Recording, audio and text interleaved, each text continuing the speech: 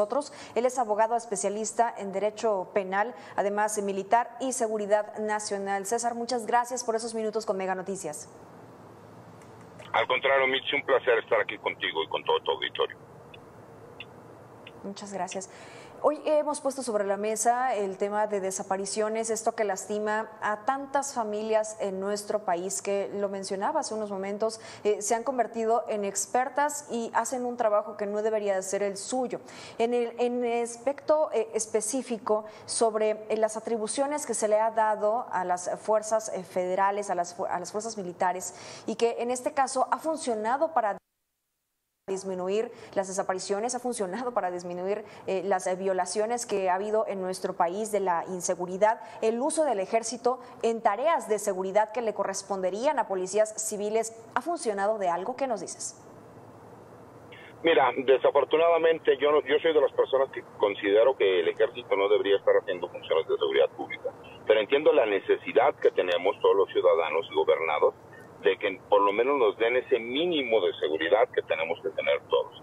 Y entonces es cuando creamos a esta Guardia Nacional, dentro del los mismos artículos transitorios de la Guardia Nacional, le damos estas facultades a la Fuerza Permanente del Ejército para que sean coadyuvantes durante un periodo de tiempo que será al finalizar el sexenio, para que ellos puedan estar realizando estas funciones. ¿Hemos visto una disminución? Sí, hemos visto una disminución. El problema es que todavía tenemos entidades federativas que no están dentro de este pacto de seguridad nacional, en donde no se está trabajando de forma conjunta y que están siendo omisos en sus responsabilidades. Y desafortunadamente las personas desconocen cuáles son los delitos del fuero federal, cuáles son los delitos del fuero común, lo cual obviamente repercute en que la gente puede sentir inseguridad y que no tiene que ser forzosamente por la federación. Sí he visto una disminución, sí he visto un trabajo. Mencionas tú, también la parte de impartición de justicia es muy importante, porque no importa que nosotros podamos seguir deteniendo, ¿no?, en este caso el personal militar, a la Guardia Nacional, a presuntos delincuentes, y que porque no se haga bien el trabajo, en la fiscalía se les deje libres o en los juzgados. Y eso creo que es importante también para que podamos ver una disminución real, que se acabe la impunidad, ¿no?, en cuanto a la serie de delitos que vemos a nivel nacional. Sí, totalmente. Por eso no llega esta justicia a quienes lo están reclamando y con justa razón. Hace unos momentos, en entrevista con Mega Noticias, Ricardo Márquez Blas hablaba sobre también el tema de las detenciones, que cuando solía ser Policía Federal había un mayor número de detenciones, por lo tanto una mayor posibilidad de poder llegar a esto que señalas, a esta otra instancia para poder obtener justicia, que las que hay ahora con la Guardia Nacional, que no es más que integrantes de la Sedena, integrantes de la Marina, ahora con esta nueva corporación. ¿Tú tienes este mismo dato o es diferente? Yo, lo que pasa es que yo lo tengo distinto. ¿Por qué? Porque en la realidad muchas veces,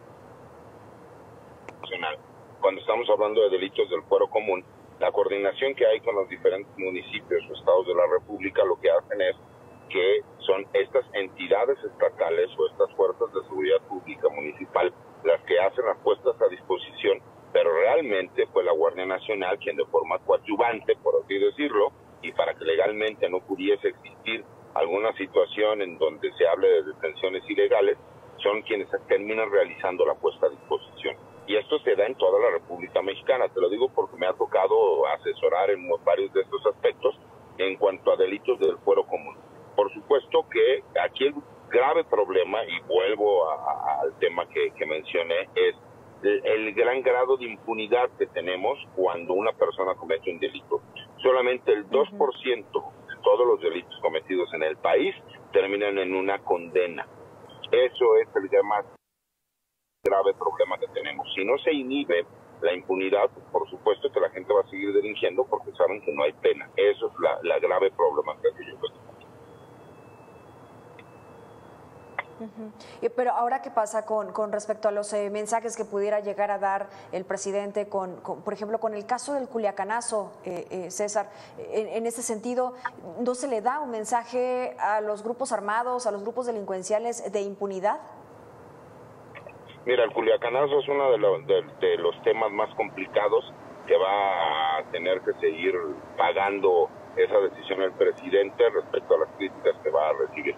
Yo te puedo comentar que la decisión se toma porque quienes estaban en riesgo eran las familias del personal militar que habían tomado un par de instalaciones de unidades habitacionales militares y que se priorizó que no el personal militar, en este caso por sus familias.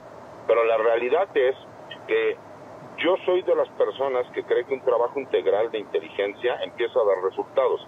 Esta segunda parte del sexenio es la parte en que empezaremos a ver realmente los resultados. ¿Por qué?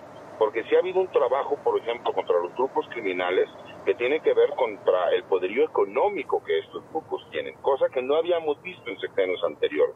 Ahora sí estamos viendo que la Unidad de Inteligencia Financiera, en coordinación con la Fiscalía General de la República, está haciendo este trabajo en donde sí están detectando empresas que mueven grandes flujos de dinero y que tratan de meterlo dentro del sistema bancario mexicano y de esa forma limpiar su dinero, lavar su dinero. Y creo que es un trabajo integral. ¿Por qué? Porque desafortunadamente el precio político que muchas veces terminan pagando instituciones como el Ejército, como la Fuerza Aérea, como la Armada de México, pero en específico el personal militar con todos estos trabajos de inteligencia más realizados, como lo vimos en el sexenio de Felipe Calderón o en el sexenio de Enrique Peña Nieto, pues nos trae a la cuenta que existen todavía 233 elementos militares que se encuentran procesados sentenciados en diferentes prisiones militares y federales. ¿Por qué? Por haber todas este tipo de órdenes que se les dieron en su momento, donde tenemos que entender que incluso los elementos militares no tendrían por qué tener que estar saliendo a luchar una guerra urbana con miembros de la delincuencia organizada. Y por eso es que se creó la Guardia Nacional, para que estos elementos militares y las nuevas generaciones de la Guardia Nacional sí tengan un marco jurídico y ellos sí puedan realizar este trabajo de proximidad. Recordemos que la seguridad pública es para prevenir delitos. Para perseguir delitos existen otras policías que son las encargadas de realizar esas investigaciones. Y ese es el problema cuando desconocemos y creemos y confundimos, ¿no? Que tendrían que realizar funciones distintas a lo que son. Y si no nos vamos a lo que es la prevención, utilizar todas estas herramientas tecnológicas que existen y la coordinación con los diferentes estados de la República y con los municipios, vamos a estar condenados al fracaso. Si no hay coordinación y trabajo de inteligencia, no vamos a ver resultados. Ahorita yo sí veo que la estrategia va a empezar a dar los resultados que se estaban esperando desde hace un año. ¿Por qué? Porque ya veremos mayores despliegues de la Guardia Nacional y porque ahorita sí ya veremos incluso mayores estados que sí tienen la misma ideología que el gobierno federal para poder realizar este trabajo. Exacto, y regresamos a lo que decías en un principio, la omisión que han tenido los estados para no hacerse responsables de su seguridad y todo, pues básicamente dejárselo a la federación, a que se encargue la federación y que es responsabilidad de la federación cuando en los estados y en los municipios deben de hacerse responsables. Ahora, déjame ir a escuchar, César, esta parte de la entrevista que tuvimos hoy por la mañana con Víctor Hernández, también especialista en seguridad, y él nos decía que la legitimidad y la legalidad no siempre van de la mano cuando se trata de la operación de las Fuerzas Armadas. Así nos lo dijo en entrevista con Mega Noticias. César. Mira que, por ejemplo, es un tema que yo he comentado mucho, incluso a nivel internacional, por ahí he tenido algunos fuertes debates, porque desafortunadamente, cuando se habla del grado de letalidad de las Fuerzas Armadas, en primer lugar, si hablamos de que un grupo de militares se enfrenta con un grupo de miembros de la delincuencia organizada, civiles, sin la preparación que tiene el personal militar, por supuesto que el personal militar tendría que llevar ventaja en cuanto a una refriega.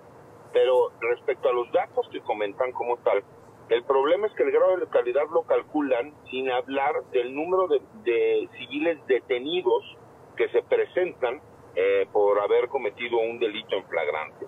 Y ese dato lo que hace es que, por supuesto, al tú no mencionar el número de civiles detenidos y el número de civiles que fueron heridos en estos enfrentamientos, pues por supuesto que dispara el grado de supuesta letalidad que tienen las Fuerzas Armadas. Incluso el grave problema que han tenido los elementos militares es que se les acusa de abuso en el uso de la fuerza, cuando el uso de la fuerza tiene que ser proporcional. Y ahora yo me pregunto, todas aquellas personas que vimos cuando tumbaron un helicóptero de la Secretaría de Defensa Nacional o que abatieron a 9 elementos de la Secretaría de Defensa Nacional allá en el estado de Sinaloa, o todas las masacres que hemos visto en donde personal militar o marinos han sido los que han perdido la vida, pues si entonces cuál sería el grado proporcional de uso de la fuerza, ¿no?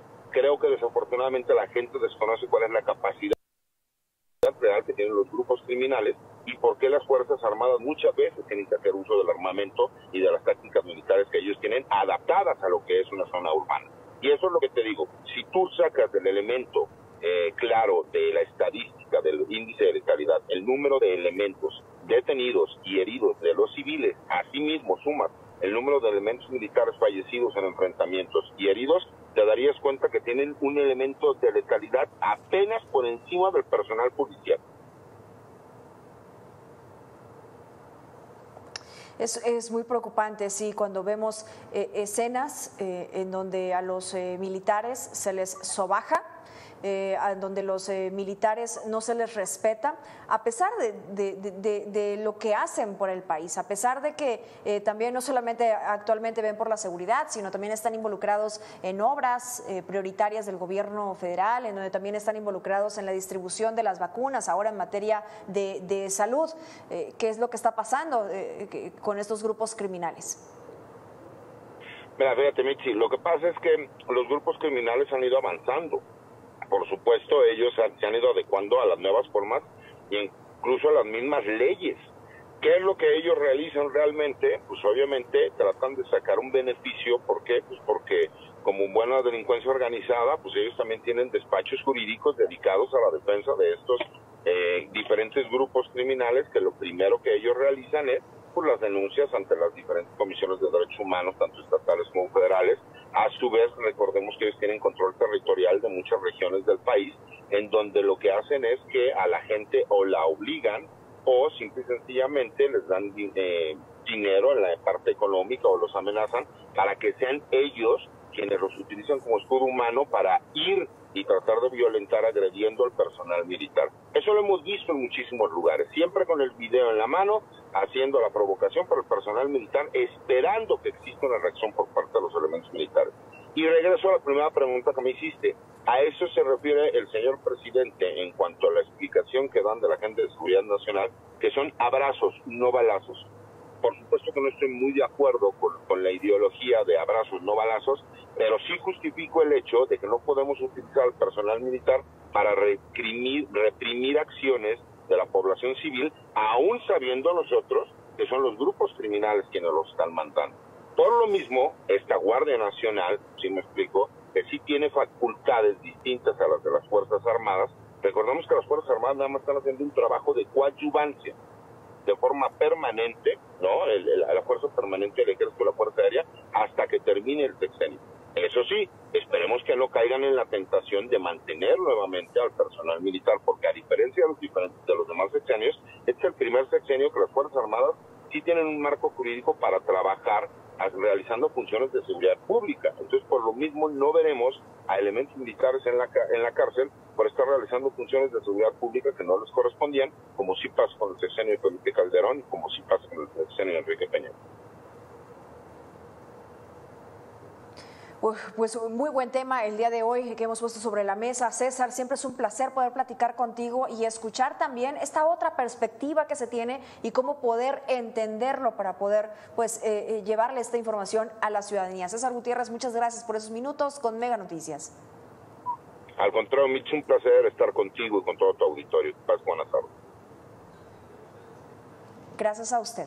Vamos a la pausa y regresamos con más de Mega Noticias.